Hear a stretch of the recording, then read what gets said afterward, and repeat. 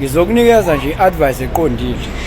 Angizokuba philosophical la, angizokuba spiritual la in any way, shape or form. Ngizokunika nje i-advice eqondile nje. E-practical. Yabona umuntu ungamphusheli phezulu. Umuntu umdonsele phezulu. Leyo nkulumo isho ukuthini? Isho ukuthi uma umphushela phezulu imply ukuthi wena uphansi. Yes. Kodwa uma umdonsela phezulu imply ukuthi nawe uphezulu. Ngoba uma umphushela phezulu wena ube uphansi. Chances are mase lapha phezulu uzobona abanye abaphezulu wena bese yakushiya ngoba uphansi. And uzobe ngekho wrong. Iphutha likuwena ukuthi wena ungazicabangeli ukuthi qale ube phezulu nawe bese uyamdonsa.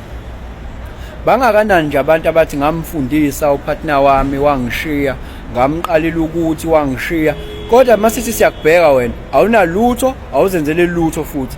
Awuyibeki ndawo. Ama dreams akho ukhohliwe wona, wafocusa kulo partner wakho. Akuphikiwe, iba phezulu nawe bese uyamdonsa ke. Ngoba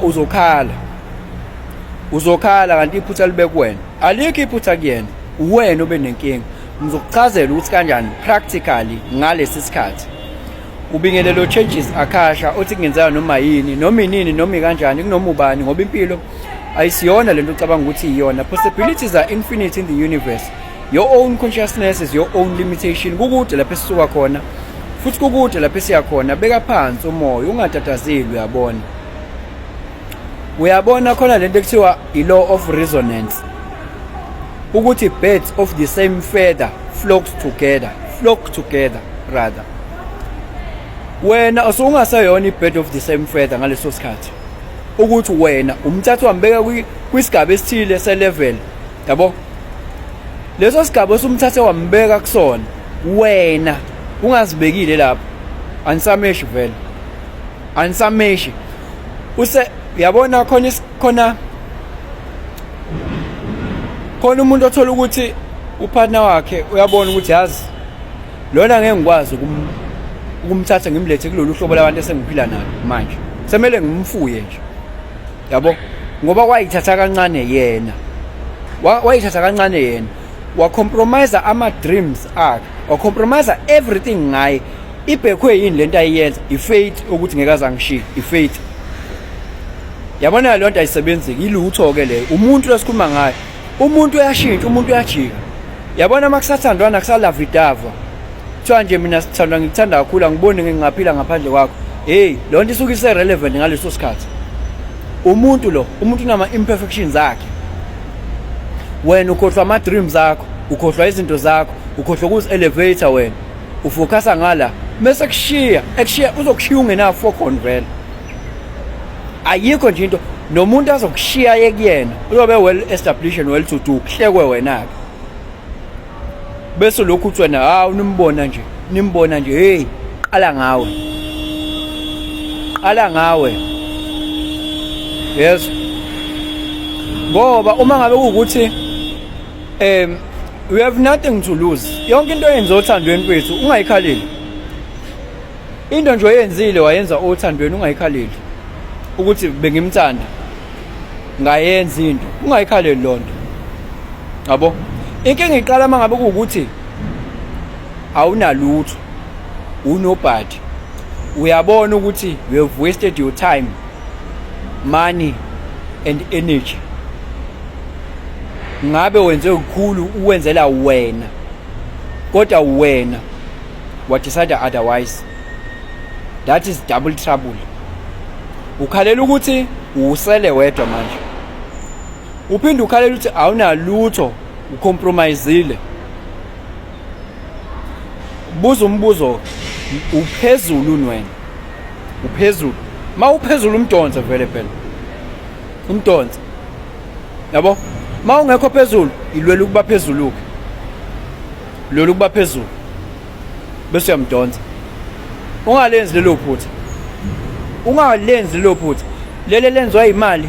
Uyabo le mali esisebenzisayo esenga ngayo ayibhekiwe ilutho. Ngama 70s ba decide ukuthi imali izoprintwa nje imali. ingabhekhwa igold, yayibhekhwe igold imali, yezwa, yayibhekhwe igold imali. Manje asabhekhiwe igold ngoba yayithenga igold by then, yabo, yayikhona into eyi-tangible ebhekha imali. Njengamanje ayibhekhiwe lutho olu-tangible, ibhekhwe ukuthi nina sine-faith ukuthi nizoyisebenzisa, sithembela yilokho ukuthi nizoyisebenzisa, yilokho esikuthembayo okokuqala. Okwesibili, ibhekhwe yi-faith, i-faith ukuthi sizoyisebenzisa, i-fiat system ke leyo. Akukho okunye okuyibhekhile, ayikho, ayilutho, i-nothing kahle kahle, imali. Yayizwa loo nto. Manje-ke wena lento yenzayo ibhekhwe yini? Ukuthi uphakamise umuntu uphansi wena umphushele phezulu, ibhekhwe yini? Uzowenza njani? I-faith, i-faith leyo, ngoba phela wena awukho phezulu, yabo ma uphezulu nawe uthi mebona bonze ngiphezulu, umuntu wami uphezulu, siphezulu. Not unless umuntu vele oyisanganelayo ke ongazazi ufuna empilweni, vele uzomfunako ophezulu kunawe, ngoba vele uhleze khona ophezulu kunawe. Lokho ke kunokwenza nesimilo ka ungene lapho, yabo, umdonsile wamletha la ukhona, yena ke wayisanganela wayela kwezakhe indawo. Kodwa uma ngabe ukuthi wena uphansi uyisa umuntu kwenye level, uzofica abanye phela abanjengaye le kulowo level, uzofica abanye abanjengaye, and kuzomela uvume ukuthi uthobe ukuze nizwane. Kuzomela ukuthi uvume ukuthi wena uthobe. Ake ngithi umuntu wesilisa, ake ngithi umuntu wesilisa, lento i-apply kahle ncamncam kubona, ngoba ibona abajwayele ukwenza lento. Kumele uvumeke umuntu wesilisa, kumele uvume ukuthi ama-powers wonke azoba kuyena, ethanda noma angathandi, ama-powers azoba kuyena. Ake ngithi wena awusebenzi, wena uyena osebenzayo, mese sekutshela ukuthi ngifuna ukukufica uphekile la, ngifuna ukufica sewuklinile la ndoda yami, ngoba mina ngiyasebenza, ngiyanondla la ekhaya. Ungakukhathazi-ke lokho, kumele ukuthathe futhi kumele uklini upheke futhi, ngoba phela uyena ondlayo la, kusho ukuthi uyena onamandla vele, angithi uyena onamandla. Uvume-ke lokho, ungayilweli into ekubeni wena uhlule uyilawula kwasekuqaleni, ungayilweli ngoba uhlule uyilawula ekuqaleni. Njengamanje sekuyimphumela leyo. Ma ufuna nizwane-ke aphinde futhi angakushiyi, yenza njalo, akukho ukwenza ngokunye. Ucompromise ama-dreams akho. Uyazi futhi ukuthi kahle kahle la, yazi bekumele ngabe kunjani, bekumele ngabe nje ngokwami-ke, yezwa, isemhlabeni wami lapho ukuthi bekumele ngabe kunjani. Yabona, bekumele ngabe wena ndoda uqala ngama-dreams akho, uba well to do, well established, bese uyathatha-ke, ngoba kunama-responsibilities amaningi la.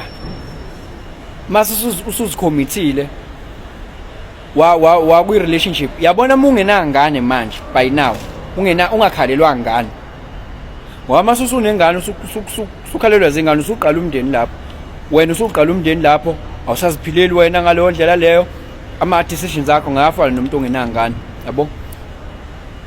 Ungakwazi ukuthi usuney'ngane wena noma unengane, usuvele uyeka ukusebenza nje ukuthi mina ngofeza amaphupho ami, izokondluba. Thola ukuthi uweseke leyo ngane leyo, ifuna ikhaya, ifuna ube ne-shelter, ifune, yabo, ukucabanga kwakho kumele kuhluke lapho, yabo, ungabi yabo, kube that broken family, sekumele ucabanga kwakho kushintsha. Kodwa uma ungenangane, qala ulwela amaphupho akho, qala feza amaphupho akho, usukojaha izinto ukuyikhomitha, feza amaphupho akho, qala nawo ube well to do, bese uyakhomitha. I-advice le akuyona i-rule, akuyona i-must, ngoba masenila kunama-commitments la ungacabanga ukuthi usweet. Abantu ngiyazi bathanda i-ceremony, i-wedding ceremony, abayithanda i-marriage, i-wedding qobo, lento ekuthiwa i-marriage, bathanda i-wedding ceremony. Hayi, kunezinto ezilapha ngaphakathi oyibona khona.